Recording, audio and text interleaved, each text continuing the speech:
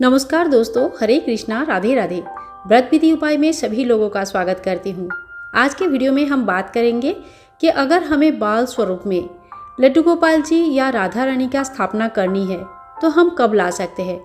हमेशा ऐसा नहीं होता है कि सामने कुछ बड़ा त्यौहार आए, तो अगर कोई ऐसा दिन ऐसा समय नहीं मिल रहा है तो फिर हम कब लाएं। अगर हमें लाना है तो कैसे उनकी स्थापना करें और पूजा डेली का नित्य नियम क्या होगा। तो चलिए इसी के ऊपर आज की वीडियो बात करते हैं। सबसे पहले बोल के रखती हूँ कि कोई कोई दिन होता है जो सर्वोत्तम होता है। जैसे ठाकुर जी की स्थापना के लिए माने बाल गोपाल या लड्डू गोपाल के स्थापना के लिए जन्माष्टमी का दिन सर्वोत्तम होता है। राधा अष्टमी राधा रानी की स्थापना के लिए सर्वोत्तम होता है। इसके अलावा अक्षय तृतीया के दिन भी बहुत अच्छा माना जाता है। कोई भी बड़ा तीज त्यौहार में आप भगवान का स्थापना कर सकते हैं। इसके बाद दूसरे डेट्स में आते हैं। हर महीने में 2 एकादशी आती है, पूर्णिमा आती है। तो आप चाहे तो पूर्णिमा के दिन या तो महीने में जो एक पूर्णिमा आएगी पूर्णिमा का दिन या तो कोई भी एकादशी में ठाकुर जी की या राधा रानी की स्थापना कर सकते हैं।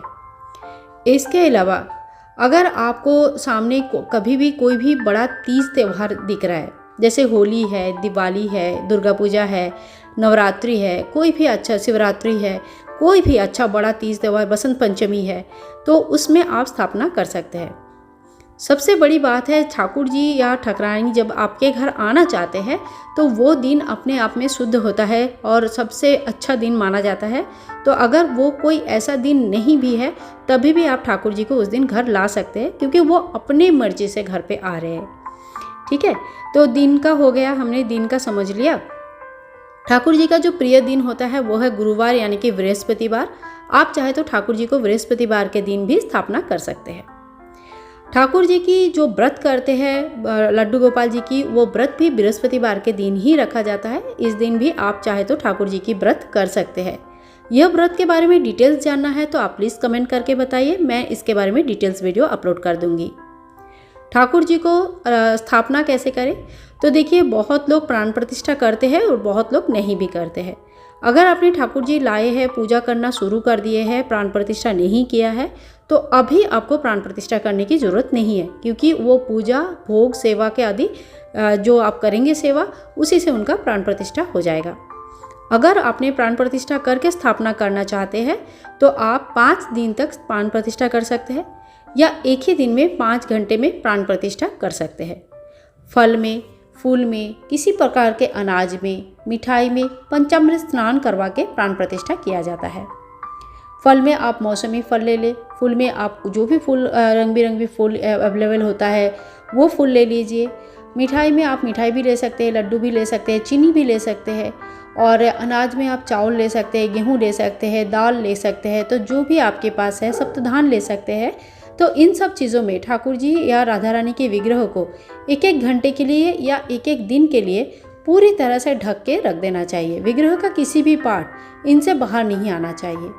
और समय निर्धारित करें कि आज अगर 7 बजे आपने शुरू किया और 1-1 दिन का प्राण प्रतिष्ठा कर रहे हैं तो अगले दिन 7 बजे आपको ये सारे वस्तुएं जो है चेंज करके फिर आपको नया चीज़ें डाल के फिर ठाकुर जी को 1 दिन के लिए रखना है। प्राण प्रतिष्ठा का डिटेल्स वीडियो ऑलरेडी चैनल में अपलोडेड है, आप चाहे तो एक बार चेक कर सकते हैं। प्राण प्रतिष्ठा होने के बाद ठाकुर जी के नया वस्त्र अलंकार आदि पहनाए और उनको सबसे पहले जो है ना माखन मिश्री का भोग लगाया जाता है। दूध का भोग लगा सकते हैं, माखन मिश्री का भोग लगा सकते हैं, कोई भी मिठाई फल का भोग लगा सकते हैं। घर में बना हुआ किसी भी तरह का सात्विक भोजन भोग में लगा सकते हैं। नित्य पूजा में आपको 4 टाइम का भोग लगाना चाहिए।